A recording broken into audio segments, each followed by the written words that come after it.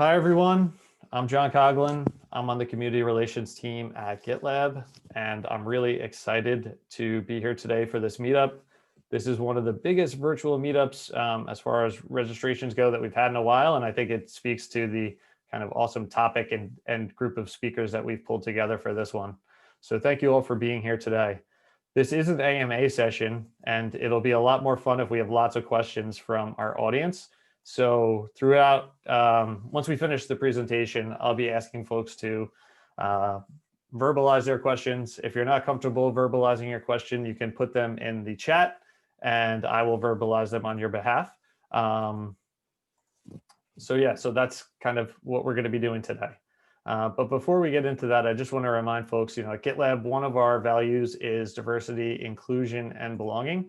And so in order to ensure our community is welcoming and inclusive, we ask that everybody abide by our community code of conduct. I will be pasting a link to that in the Zoom chat right now. So please take a look at that. If you have any concerns or need to report a violation, you can use the Zoom chat to send me a DM, or you can email conduct@gitlab.com and I will work with you to resolve those concerns. But hopefully we won't need to worry about that and we'll just be having lots of fun. So for a quick overview for people who are new to GitLab, GitLab's a complete DevOps platform delivered as a single application. So there's one interface, one conversation, one permission model, thousands of features. And I will be liberal in muting people who interrupt me. We have thousands of features. We release every month on the 22nd, so there's always new stuff coming into the product. And I think you'd be really amazed if you dig in and see what GitLab offers, just everything that we've included. And really, the product continues to improve. Every month is the best release ever, so it's a great time to get started exploring GitLab and using it for your projects or for your team. GitLab's an open core company, so everybody can contribute. That's the mission of the company, and we have an open source version with 3,000 folks that have contributed to that. And so it's really, we have a really great community around GitLab. Other cool things about GitLab were, before COVID, we were the largest all remote company in the world. I think we're, still the largest kind of all remote company that hasn't been forced to become remote by a pandemic. And so if you're interested in remote work best practices, just Google GitLab all remote and you'll find lots of great information that's been put together by our head of remote, Darren Murph, and his team. And yeah, we're also really transparent. So our roadmaps and strategy, which you'll be hearing a little bit about today in regards to our CI kind of plans, are all public. Everything that we do to run the company is in our handbook. You can watch our meetings on YouTube and follow all the work that we're doing on our issue trackers. So we try to be public by default. And so there's tons of information about how we work and what we're working on and what we're planning to do out there, in our handbook and in our public projects. So definitely take a look at that. Yeah, and as I mentioned today, we're going to be having our CI team do this presentation on their kind of strategy and plans, and then followed by an AMA. So really excited about that. And a couple of requests before I hand it over to Dove. As I mentioned earlier, or if you're just joining us, please keep your cameras on. It makes it a lot more fun when we can see folks during the meetup, but we are recording this. So if you don't want to be on YouTube, keep your camera off. Please stay muted unless you're verbalizing a question. Share where you're joining us from in the Zoom chat box. I know we have, team members. So Dove, Thao, Veethika, and Nadia, if you could share where you're joining from. I think we have pretty good geographic diversity just from the panelists alone, but it'd be really cool to see where the 53 people here are joining us from. I'm guessing at least, I'll say the over is 15 countries. That's my guess. And if you're going to tweet about it, use hashtag GitLab Meetup. And lastly, just close tabs. Close all your tabs, mute your Slack, and just relax and enjoy, be present. It's just an hour, so give yourself that gift of just being present with us today. And with that, I'll hand it over to Dove until I'm back to do the moderation later. Thank you, John. Just share my slides.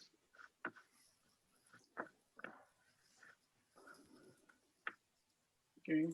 Do you see the presentation mode? Yes. Good. Okay. We'll start with the introductions. So my name is Hershkovitch, and I'm the product manager. And together with me is there are a few folks here, but I want to introduce Nadia Sotnikova, which is the product designer, and we're a part of the pipeline authoring team. The pipeline authoring team is a new team. And before we'll touch a little bit about how is it related to CI, I would like to invite you all to go into our category direction page where you can read in detail all about our mission, our goal, our vision, what we are planning to work on next and why. Hi, everyone. My name is Thao Yeager. I'm the product manager for Verified Continuous Integration. And also joining me is my awesome designer, Veethika Mishra. She and I are responsible for both the vision and the issues that we work on for continuous integration. Again, as Dove mentioned, we also have a direction page for CI. And I'll share it in the Zoom chat as well. So we invite you to go take a look there. It'll give you updates on what we're working on next and the things that we're focused on. So one thing that we wanted to give you a quick overview about the separate but very related to product groups. I know you're joining an AMA to speak with the GitLab CI team. But within CI, we actually have two distinct groups that collaborate together and own very distinct areas of the interaction of the user with the pipeline. You can see there in the slide that we're illustrating that for the CI group, which Veethika and I are part of, it represents a specific interaction you have with the pipeline, running the pipeline itself, and then the all of the features around examining pipeline performance data. Today, we're going to have a sneak peek for you for some of the things that we're planning features that we're planning and designs for the analyze part. I'm going to let Dove talk about pipeline authoring. Yeah, thank you. And pipeline authoring, as you can see, you interact with features that are related to pipeline authoring when you define it or you come to design your pipeline. And after you run it and analyze it, maybe you want to optimize and tweak it and augment the pipeline a little bit. So this is also where you touch with features that are part of the pipeline authoring team. We are going to provide you also with some sneak peek about the define stage and the optimize stage in this slide. Now, let's move into the, sorry? I don't think it was a question. Okay, so we talked a little bit about the pipeline authoring, but I want to emphasize our team goal because this is a rather new team. And I want to talk about the goal because the goal is what defined the scope of work for the team and actually defined us as a team. So pipeline authoring goal, and this is straight from our handbook, is to make the CI authoring experience as easy as possible for both novice and advanced user alike. This means that this team will have two continuous themes that we'll continue to work on. In one hand, we want to continue to be a leading vendor in CI and support the advanced CI use cases with our advanced features like parent-child pipeline, multi-project pipeline, our robust syntax and syntax capability. Basically, give you all the possibility to do whatever you want with your pipeline using our advanced syntax capabilities. But with that said, we want to make sure you will be supported by a superior user experience because we do understand that although some of you may be very technical and knowledgeable around CI, first of all, there are parts in your organization that may be less familiar with and you want to offload some of the work to them. So you want to increase your CI adoption. And also, if you are new to CI, or if you want to have a smooth move from source control management to CI, we want to support with that move. So a guided experience that will handhold you across your experience as you define and run your pipeline is something that will also keep close to our heart. So there is a gap between having a sophisticated capabilities and a superior UI. So the team goal is actually making sure we can bridge this gap and also bootstrap some of those capabilities using our UI. I can continue go on to talk about the goal, but I have only 10 minutes. and I want to talk about the current pipeline authoring experience today and where we feel it falls short. So today, when you come to write your pipeline in GitLab, you realize that it is no different than editing any YAML file in your project repository. Now, although this can be a huge benefit, if you're familiar with YAMLs, you know that there is a lot of capabilities that you can do with that. But then again, you need to know YAMLs. And also, YAMLs can be very complex, and there is a limit to what you can do with that. In addition to that, we don't have any unified flow that will support you from creating a pipeline to running a pipeline and maybe debugging a pipeline. Sometimes you don't know where to go, and we don't provide you any hints on support in the UI. And also, a part of the experience, and I'm only talking about the GitLab UI experience, it is very fragmented. And when you start writing your pipeline, you realize that you can do it through our web IDE. You can do it through our single file editor.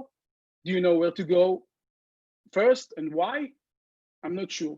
And we have a linter with linting capability, which is great. But this is why I actually added this slide. It is actually not positioned pretty well. I like to say it is well hidden somewhere in our pipeline pages, which is a shame. And then you have the pipeline view where you can see your pipeline that is running, but there is no way for you to smoothly navigate from one place to another. It's mainly just you, the web IDE or the single file editor, and the documentation to figure out where to go next. And when we talk to our customers, we realize, like they tell us, there isn't a lot of added value that you provide us in the UI. And this is definitely something we want to improve upon.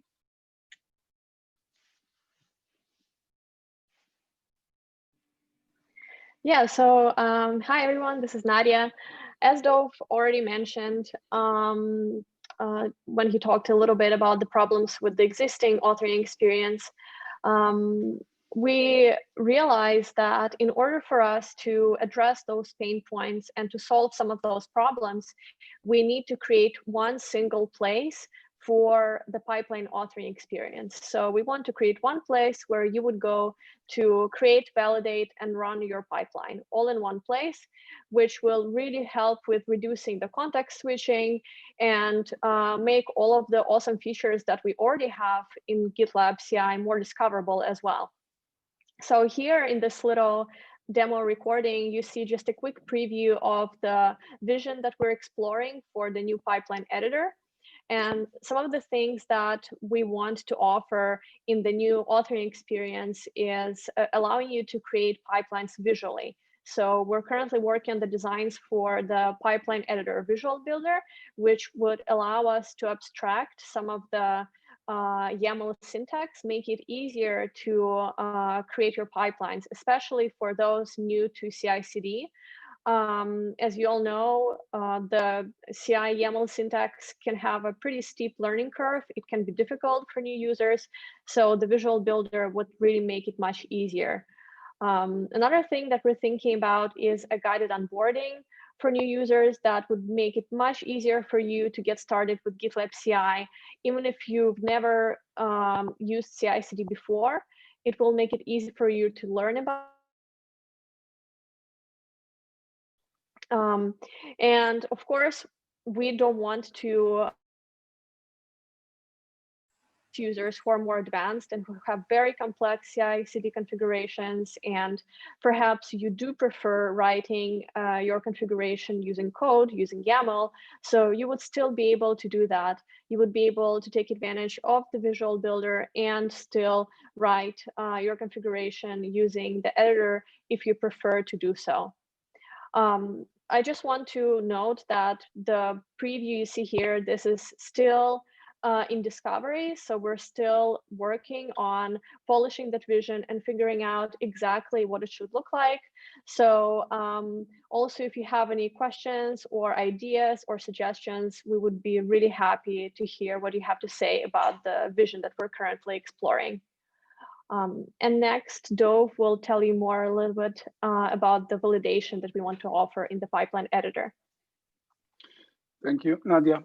So as I mentioned, as you start writing your pipeline in YAML, we want to provide you some support, a little bit of hand-holding. So syntax highlighting, making sure we highlight the different keywords, syntax validation, making sure we validate on the fly as you type your configuration and let you know if there are some errors and warnings on your pipeline configuration and autocomplete. All of that is something that we are actively working on, making sure it will be available for you in the pipeline editor. Lastly, or not lastly, another feature that we want to bring closer is our linting. I mentioned our linting capability, which is hosted in a separate area, in a separate page in GitLab. So we want to bring the linter closer as possible to your code. So as you write your YAML, as you can see in your GIF, to your right side, there is a tab where you can validate and you can see the results of your pipeline, the confirmation of your configuration, and more.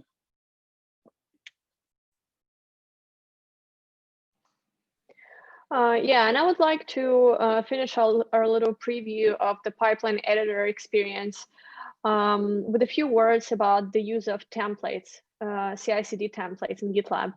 We currently already have dozens of CI/CD templates that are available in GitLab editors, in the single file editor and in the web IDE, but those templates are not very discoverable. It basically looks like a drop-down with a very long list of templates. It's not very easy to understand what template does what and understand their functionality and value for you as you're working on your pipeline configuration. Dob, I think you stopped sharing. Sorry. Just a second, apologize.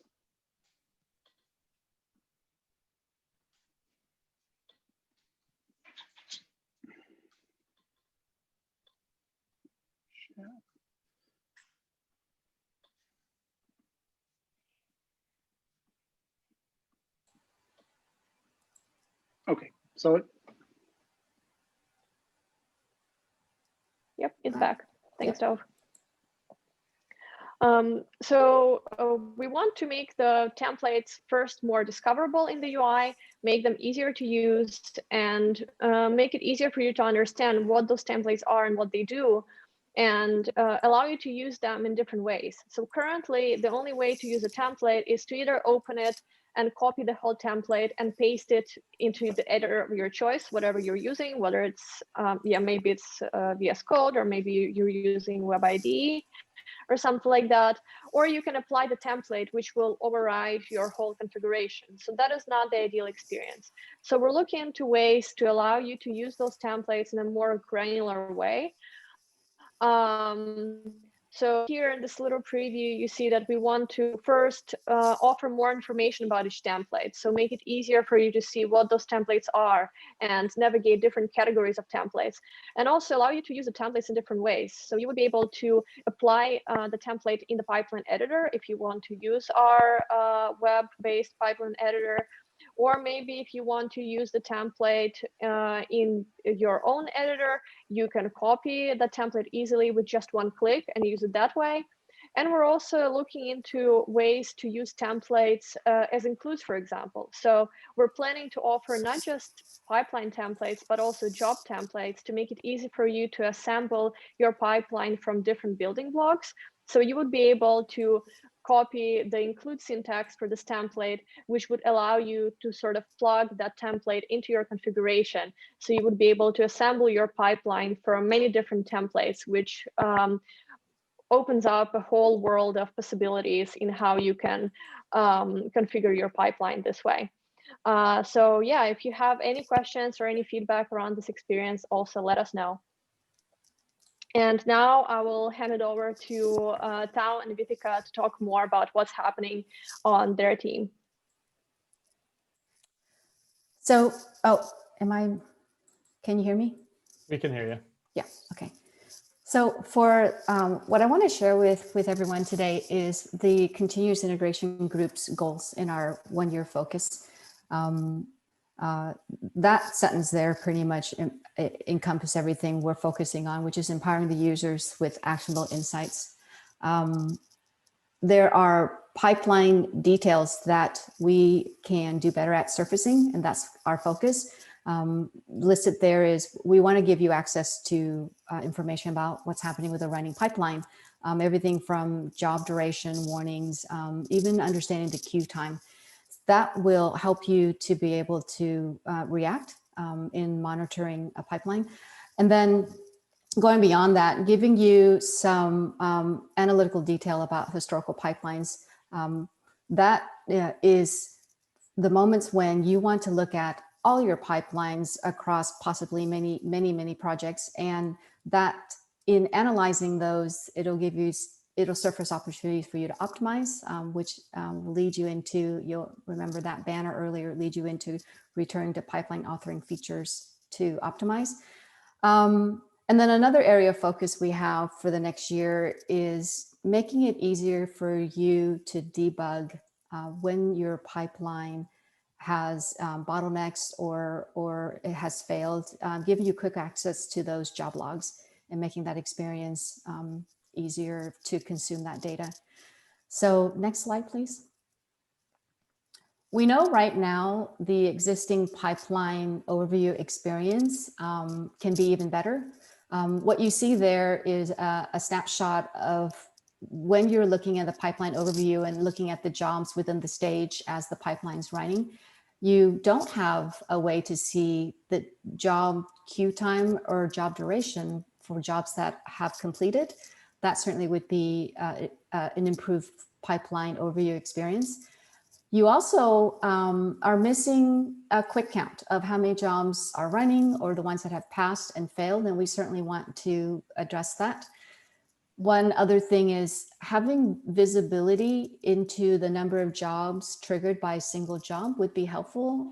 That's something that is missing that we want to focus on delivering. And then also, in the absence of the previous 3 bullets as well, you're missing out on some actionable insights of where the bottlenecks are and where you can optimize your pipeline to make it run faster.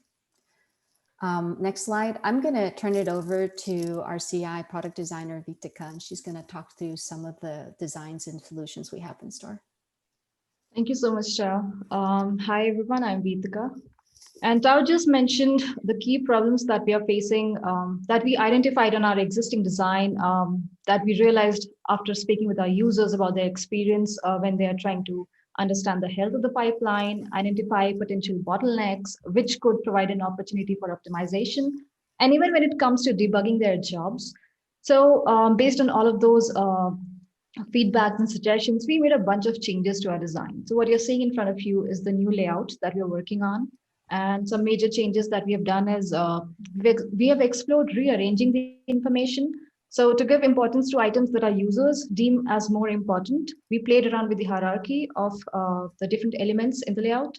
The next thing we did was, we don't want our users to spend a lot of time on this page when all they are looking for is just a quick status of the pipeline. And that's the reason that you'll see a small donut chart placed on the top left corner.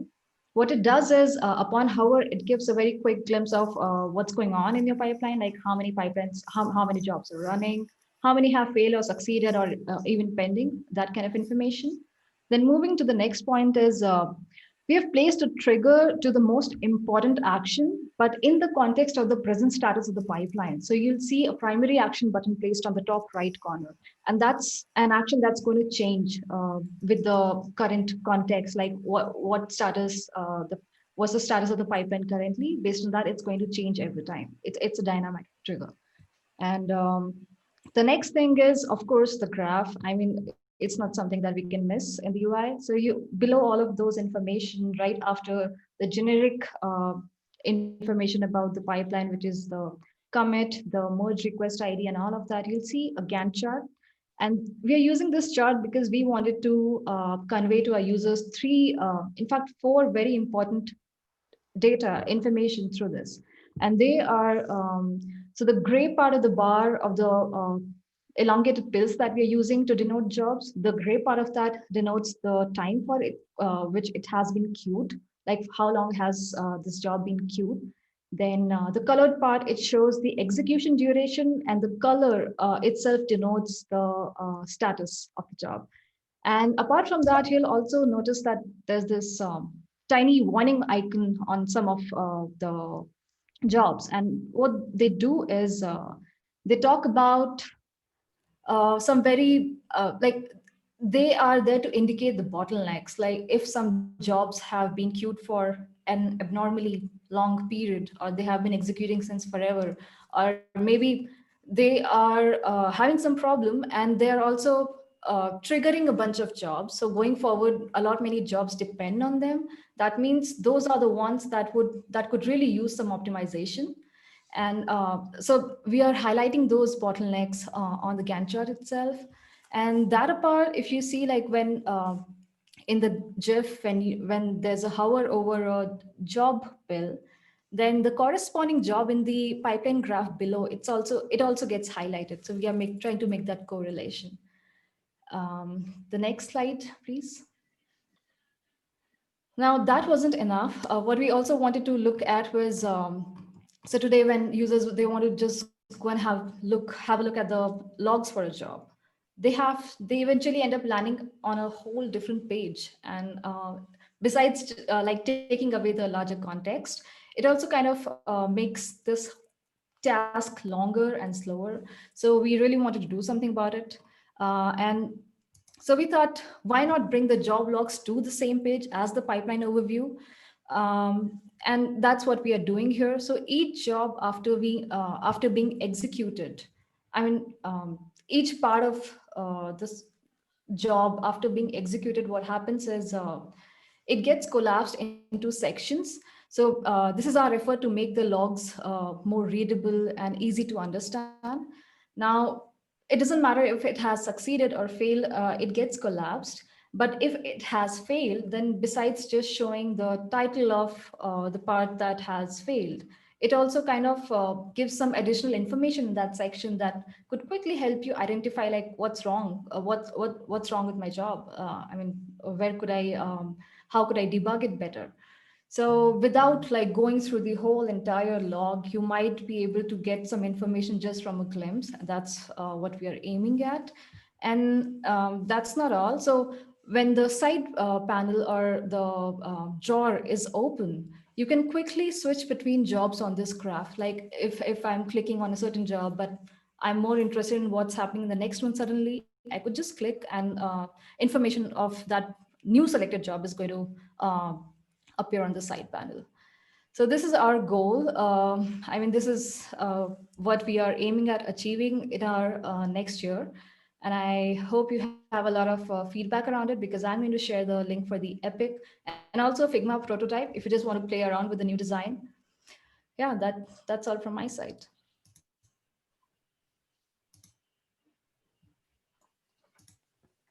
All right, thanks, Veethika. I don't know if you noticed, but the Zoom chat was popping off when you were sharing that last slide. So it seems like the feedback is pretty positive. Lots of +1s. This is great. Awesome.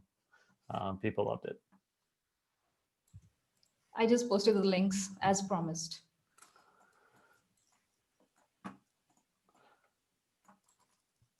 All right, so is that the end of kind of what everyone wanted to show today? Yes. Great. So we have received a ton of questions so far, which is awesome. Thank you so much to all the folks who've been submitting questions. I think Bjorn, and I apologize if I mispronounce any of these names, but Bjorn had the first question. Bjorn, if you want to verbalize that. Yes, okay. So my question was, we are using the Kubernetes runners on GitLab CI, and we are building Docker containers inside that Kubernetes cluster. And I just want to ask what to use there. We are using Kaneko at the moment because we need Docker containers without any root access, and it doesn't work so well. And I thought, okay, I cannot be the only one which who's having that problem.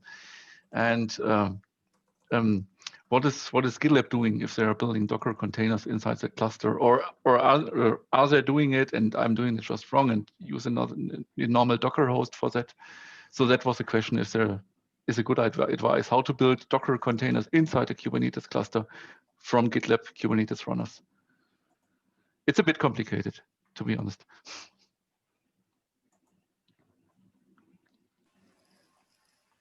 Bjorn, I actually don't have an answer right now for your question. I'm reaching out actually to a couple of our product managers that would be the best to answer your question as far as with the configuration you mentioned using GitLab's Kubernetes runners and building Docker containers.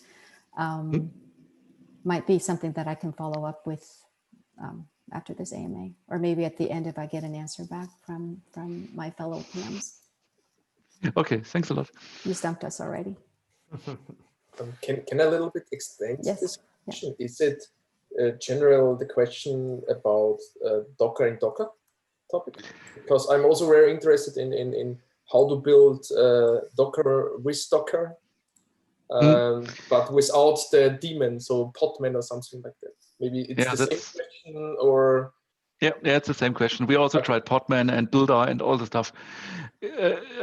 It works somehow, and that was the question. So I'm not the only one who's actually trying that. So Podman is not that great. So yeah, I know. Okay, it's okay. So it would be Builder. So that's the other part of the Red Hat suite. But yeah. Okay, thanks. Okay, great. Well, moving on, Philip, you have the next two. Do you want to verbalize your questions, Phil? Yes, at our company, we are using the needs flag to define our workflow. And one colleague asked me, do we need stages when we use needs? And currently it's required to use stage, but are there any plans to define the workflow only by needs?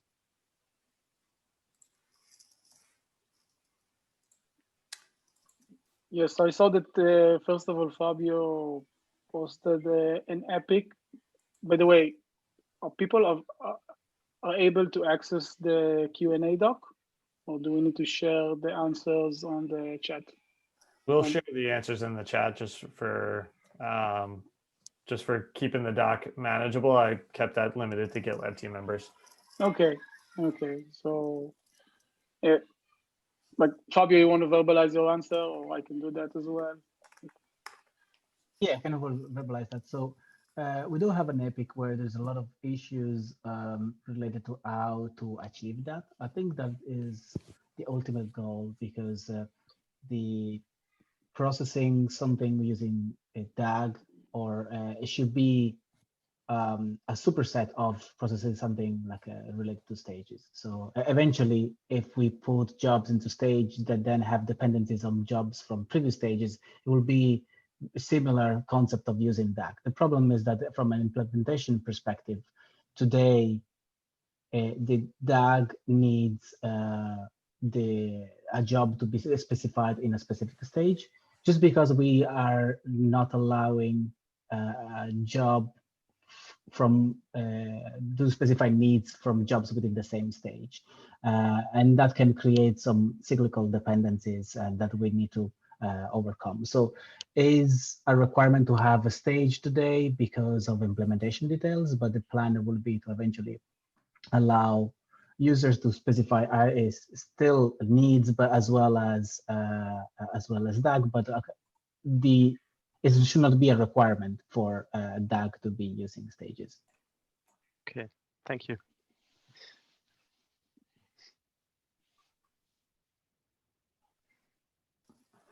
And Philip, you had the next question as well. Which one?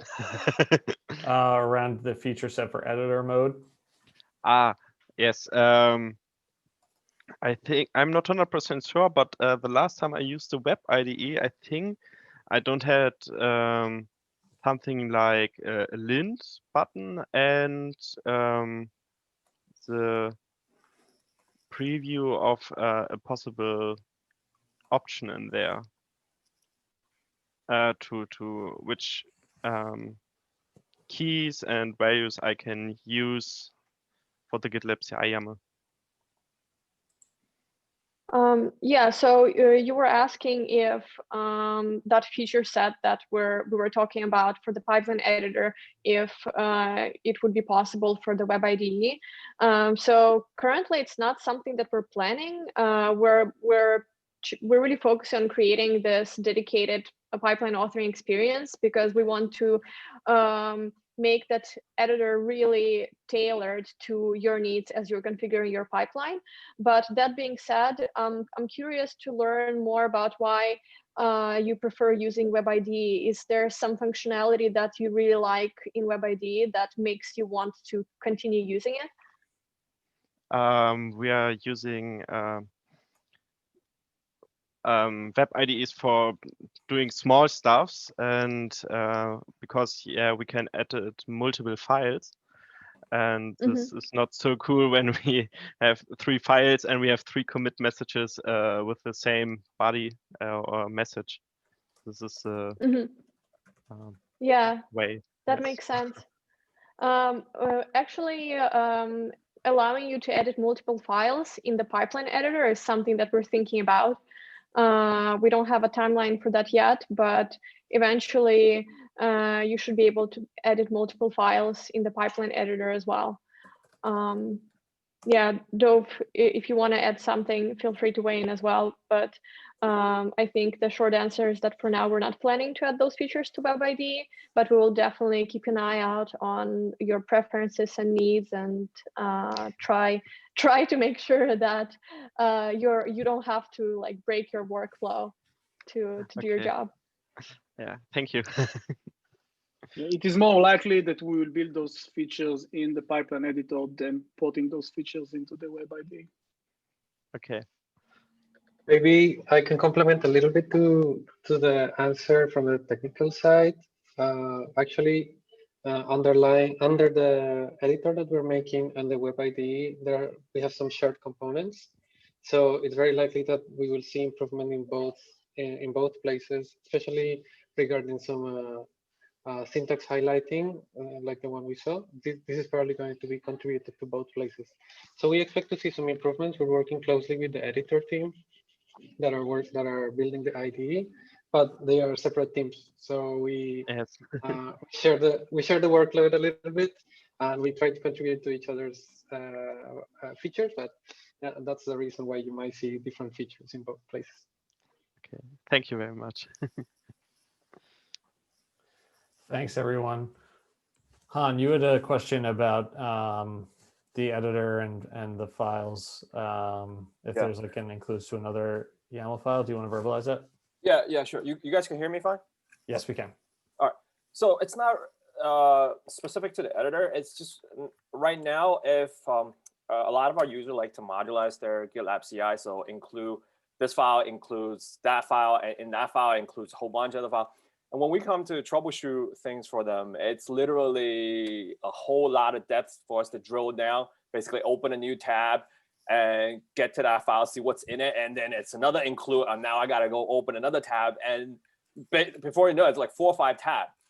I was wondering if you guys could provide an easier way, maybe a link on the original GitLab CI, because based on what they include, you could derive what the URL is to get to that file, right?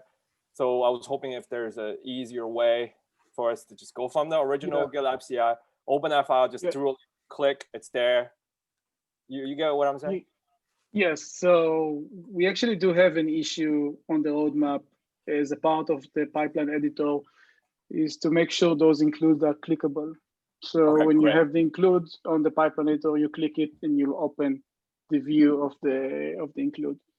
Another thing that we explored, and like I was wondering how useful it would be for you, is we have the linting capability, and the linter can provide a merge version of the GitLab CI YAML file. It is not today, but we can work on making it available. So when you click on the linter, you'll be able to see like a composed CI YAML file, actually a merge one, where you'll be able to see all the configuration in a flat file. Wow, that will be something very useful. Yeah. That will be very useful, because when we troubleshoot, if I could just click up with a click of a button and I see exactly which job they're running that's bombing out, and I see what the command's running or the script tag that it's using, it's very easy, much easier for me to go just to do that instead of just drill down into the necessary depth. Yeah, that would be very useful to me. Thanks for asking. Awesome. Yeah, thanks for the great question, Han. The next question is from G. Perdomore. G, do you want to verbalize? If not, I can read this for you. All right, one of the things, this is the question. One of the things I would like to see implemented in GitLab CI is the ability to work with multiple caches like GitHub Actions or Circle CI does. Is this in the roadmap? And I think you have the answer there. Yeah, we actually do have an issue that we start to explore on supporting multiple cache. I assume it's in the same job. So yeah, I've linked the issue, and we can share the link. You can add your use case to the link. Definitely something that we are looking at.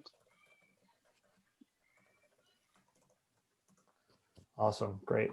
Han, I think you had the next one. Yeah. By the way, the previous question I had, is there an open issue that you can send the URL to me that I could monitor its progress, or just kind of get a right? Both issues. Yeah, both issues. I will add the link in a second. Great. So the current question is, one of the most frequent question I get from user is, my job works 2 days ago and now it doesn't work. Right, and what I want to do is I want to go see all occurrences of that job and see, okay, what the differences are and what the output are. And from the pipeline page, I could filter pipeline, but I can't filter by a job name. And when on the job page, you can't filter. So this is more like a feature request if there isn't one out there. So on the job page, I want to be able to filter by job name as well. Yeah, is this number 6 we're doing right now, John? Yes. Yeah. So that's a good feature request, Han. What I've added is a placeholder issue for this, which is simply, I haven't filled out the template for that issue, but to have a placeholder to add the filters on the job page, cool. Similar to what we have. Or well, let me ask you this: what specific attributes would you want to be searching on when you're looking at a jobs page? What filters would be helpful? It's the most frequent thing I encounter is just job name. It's nothing fancy. Job name. Okay. Would you be able to include that issue if you're gonna so I could track it on my end? Oh yeah. You said you're gonna open a placeholder. Yep, I just did. Are you gonna paste it into the Zoom chat, John, or do you want me to? Oh, yes, John just did. Yeah, Han, if you want to look in the Zoom chat, we've been linking to the issues as we were answering the questions. So you'll find the links there. The last 3 links, 2 from Dove and 1 from me. Would you be able to, I don't know if it's possible, John, would you be able to, all these issues that are being opened, would you be able to send that out as like a summary at the end of all this? Like just the open issues. Sure. Yeah. What I can do is we're working off a doc where we're kind of tracking the questions and answers. So I'll share a version of that with everyone. I just didn't want 60 people that weren't, familiar with how we kind of manage meeting agendas at GitLab in the doc at the same time, trying to figure it out. So I thought it might get a little confusing for folks. But I just need the issue so I could track it. Thank you. Over. Yep. All right, and I'll add to that a filter we could start off with is a job name. Thanks, Han. Thank you. Yep. Brecht I think I'm pronouncing that correctly, but apologies if I got that wrong. Do you want to verbalize your question? Yeah, sure. Yeah, from where we currently work at, there's a lot of coworkers that have trouble working with the pipeline editor because they're not really into the DevOps kind of way or the CI or pipeline way. So the first sneak preview has given me a lot of detail that I can share with my colleagues, and I'm just excited for them to see the new editor. So I was wondering when there would be an estimation. I know it may be early, but when this feature would be available to us. And Kendall also asked that same question, so just wanted to verbalize that on Kendall's behalf. Which feature are you referring to when you say that pipeline editor? Just the pipeline editor in general, when we can use it as, yeah. Obviously, we cannot communicate on timelines, but I've linked the epic that we work on, and it is being actively working on, like at the moment. So it is work in progress. So I assume it will take like a couple of iterations, but no, cannot commit on timeline. Yeah, sure, no problem. Just really excited about it. Looks good so far as a sneak peek we've seen right now. And maybe also something early on, but I presume that the pipeline editor might have some features within it that are not for every plan. So like some features for higher plans availability and not all of them in the core or for everybody. There will probably, I assume there will. Right now, we didn't talk about it. All the features that you see that are in flight will be available to all of our users.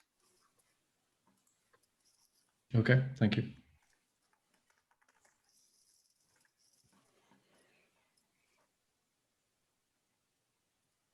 Oh, awesome. Moving on. I think Michael has the next question on MATLAB and Simulink. Yeah, Michael Friedrich already answered it partially. For me, a new topic popped up in the last couple of weeks that maybe I have to make a continuous integration pipeline for MATLAB and Simulink models. And so the question was, is there any good reference or somebody who's using that? And Michael Friedrich already sent me a tweet where somebody built a Docker file. So it should be possible. So this question is answered for me, but I have two more questions. One is, how do you handle in general if you have a lot of repositories and you have one change in one repository and you want to build multiple child repos in one go, but you have general the problem that you have a lot of these repositories, so it takes hours and hours to process them. Is there any general mechanism I can use to handle such? So I don't want to have it on every push, but something on a schedule basis. Do you have any kind of suggestion how I can do this? Because we have a core product and a lot of extensions and separated repositories. And for us, it's really hard to have an overview which repository is in state with the development state, and which repository. So each extension has a stable state build and a development state build. But the problem is we have so many builds going on that every time when we push something to the main repository, we had a lot of builds. So is there any suggestion besides scheduling every night or something like that? Is there any mechanism, maybe in some higher tiers in GitLab? I have a clarifying question. Are you using parent-child pipelines, multi-project pipelines for these other repos you're talking about? Yeah, so for example, we have 20 repositories. So we have one major repository, and when the developer is pushing to the develop branch, for example, I want to know if every of these child repositories is builds with the new development state. But the problem is it's a gigantic mass of builds, so we couldn't do this on every push. So scheduling is one thing, but it's some kind of race. So maybe there is some mechanism for this pipelines. I use the core edition, so I'm not sure if there's in the paid version, maybe a feature which I didn't know. But this, yeah, many repositories, many projects, but depending on the main project. Always. There is also the ability to run a specific pipeline. If you're using multi-project pipeline, for example, so you have your main project that will trigger a pipeline on another project related to that subrepo. You could decide to run a pipeline or run specific jobs only when certain files change. In case you don't want to run all the jobs all the time, so you want to just run the pipeline for that sub repository only when something that interests that sub repository changes. So there is, with rules, job rules, you can specify when basically specific when some specific files change, and that job or that pipeline will be triggered only when those file changes. Yeah, but it's more set of rules that you have to define in the GitLab CI YAML on each repository in order to decide which jobs should run when something is triggered. Does it make sense? Yeah, of course. So is it possible to detect file changes in another repository with GitLab CI?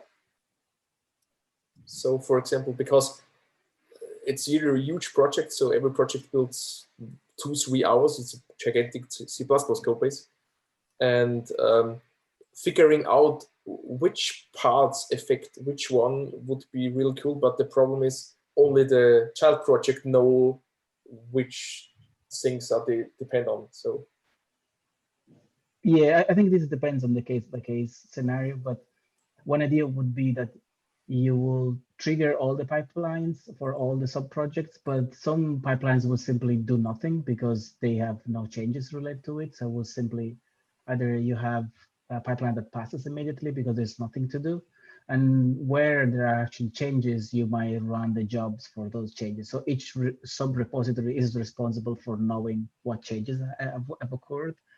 This could be one idea, but it really depends on the case-by-case scenario. I'm not sure we have like a generic solution for that. Yeah. So right now I'm doing a mix of REST API and all this kind of stuff. So it's not that easy. I know that it's not a general problem. So it's a special case. But I only want to hear your suggestions because maybe I missed something, or you have more insight than I have. So. Yeah, feel free to create an issue for specific challenges that you're finding on monorepos, because this is also another area that we are researching and for solutions. So I think that will be also very useful. Yeah. Thanks. Yeah, if you do that, Michael, and you describe your specific use case, we can actually do a little more analysis. Yeah. Okay, so I will do that.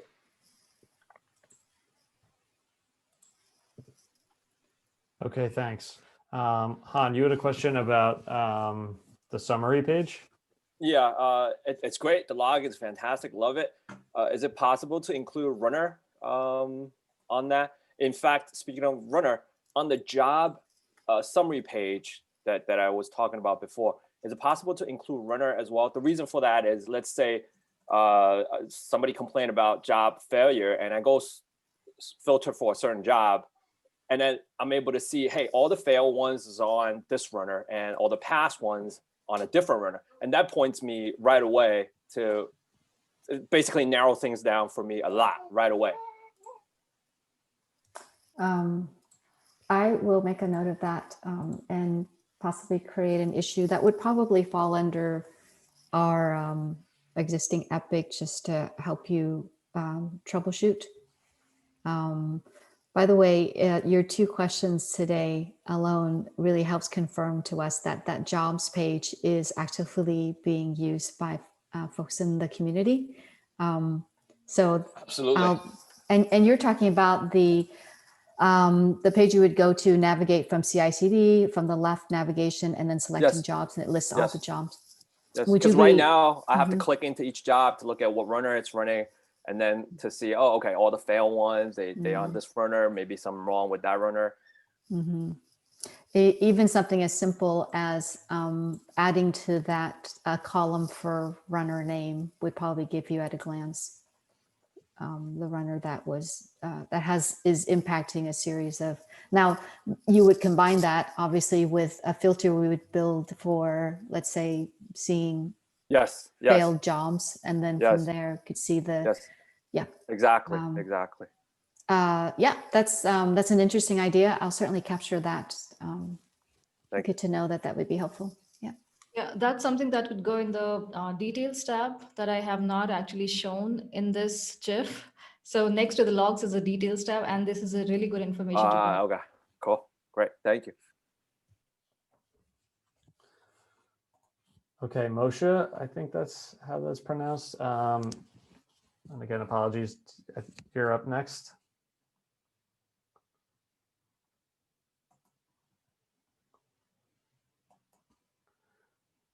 All right, I'll read this question out loud.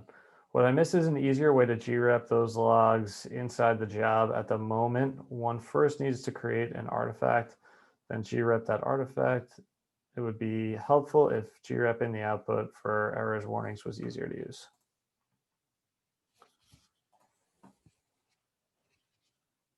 And Fabio had an answer for this.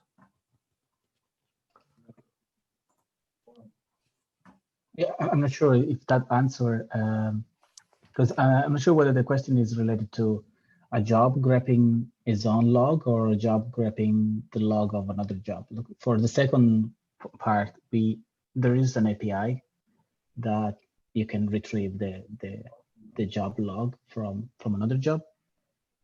The I'm not sure question if this answered. Yeah. The question is, let's say you are building something, you run the build and it throws some warnings, and you want to display or maybe check whether some warnings were raised or not, and want to maybe throw a warning as a failed job. And at the moment, it's pretty annoying because you first need to store the output of the build command to a file, upload the file as an artifact, and then grab that file for errors and warnings and download the artifact. It's pretty weird workflow for a simple task that, let's say, in the build bot you have, okay, which is a completely different tool, you just have a built-in functionality that would automatically check for warnings and errors. Yeah, so you're referring for a job to grab its own log. Yes, exactly. Yeah, yeah, I don't think we do have that. Yeah, that's definitely like some feature we don't have. I'll search for if we have a similar issue. If not, I'll create an issue for this, which is ability for a job to grep its own logs.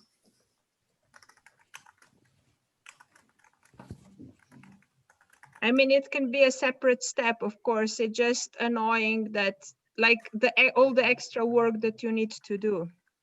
It could be either a separate step or the same step that would mark the job as job with warnings instead of totally successful.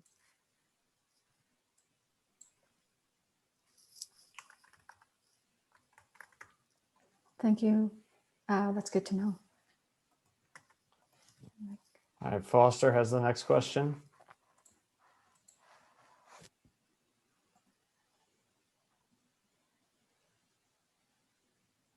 Foster, do you want to verbalize?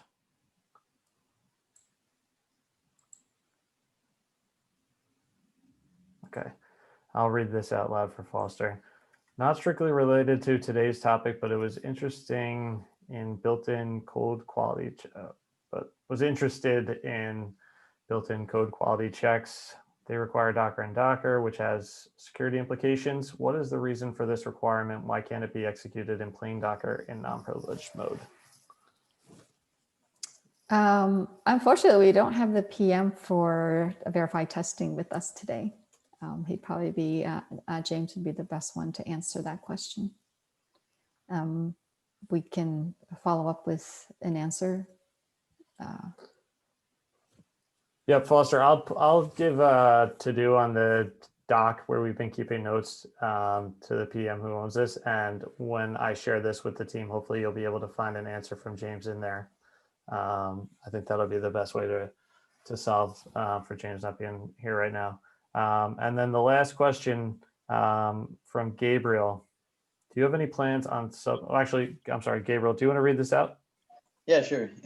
So hi, everybody. I just want to ask about like submodels because we in the company like use a lot of them and it has not been like very easy for the devs to set it up on the CI.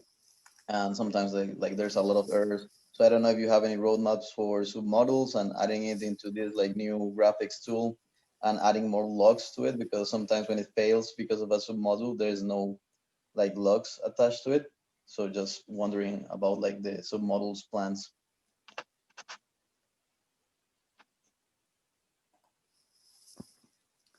I don't have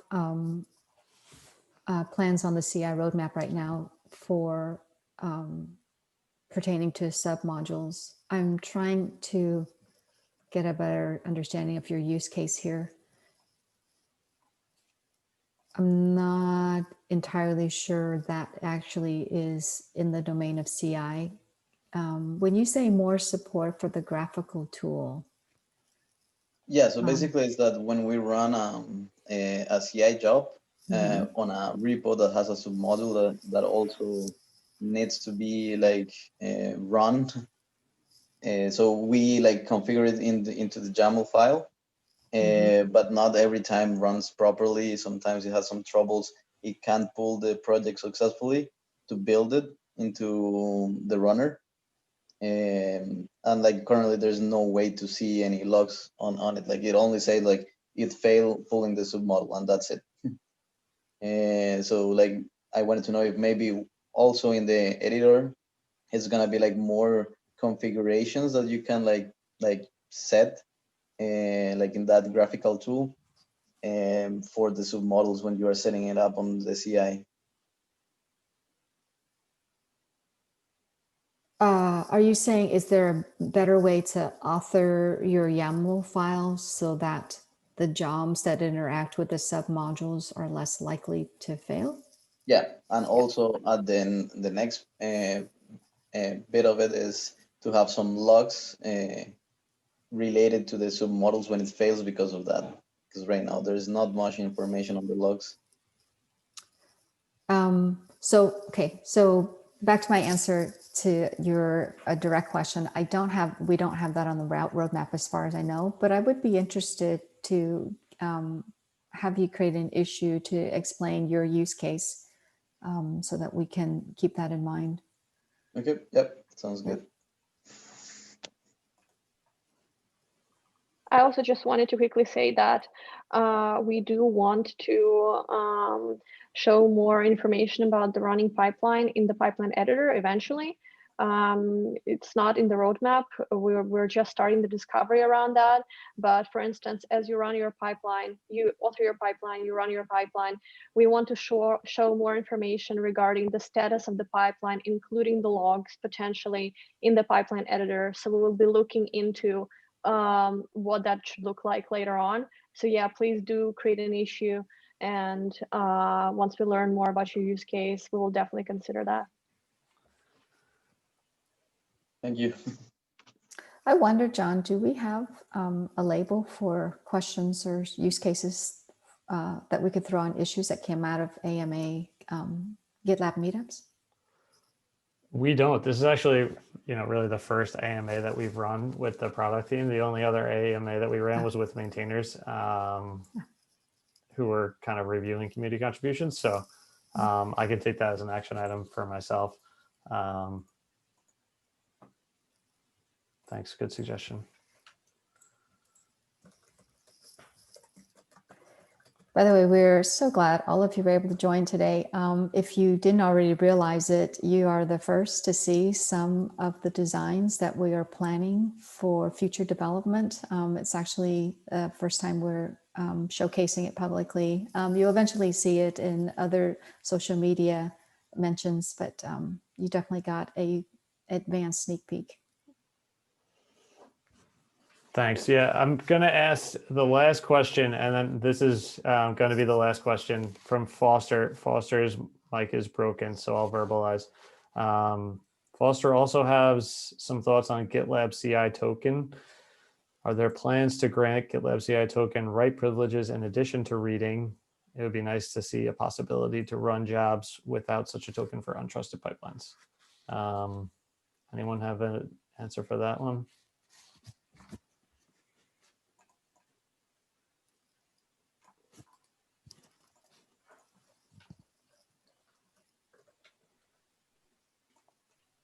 I think the best answer is ask him to create an issue so we can discuss this async if we don't have any answer right now in this call. Okay, great. I have a quick question. Is Foster still on the call? Is this for the purpose of, is this around pipeline permissioning? That is the interest for having more write privileges in addition to reading?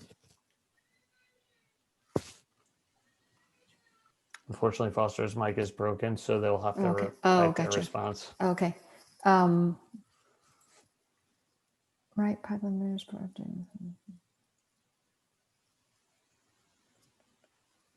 Okay.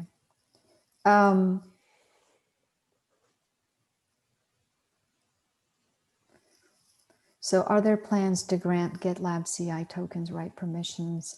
We do have an issue for this, Foster. The name of that issue has changed a couple times, but it's probably relevant to what you're asking. As far as the plans, it's not currently scheduled in any specific upcoming milestone, but we're aware that this is something that is a popular feature request. I'll find that issue and link it in this document, John. Awesome, thank you. And thank you to all of our panelists. What we always do at the end of our GitLab virtual meetups is unmute our microphones and give a round of applause to the speakers. And I feel like this group in particular really earned it today, answering so many great questions. So if you don't mind just unmuting and joining me and giving the speakers a round of applause.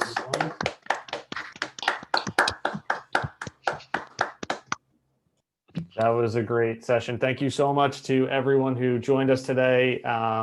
Thank you so much to everyone who asked questions. And of course, to our panelists, thank you so much for your time in preparing to present to the group and all the insightful answers that you shared today.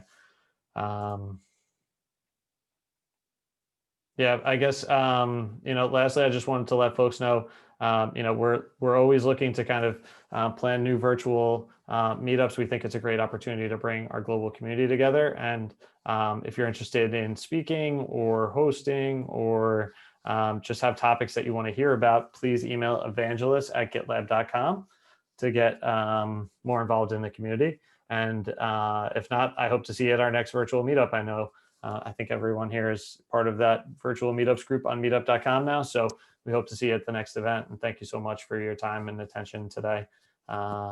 So take care and happy holidays.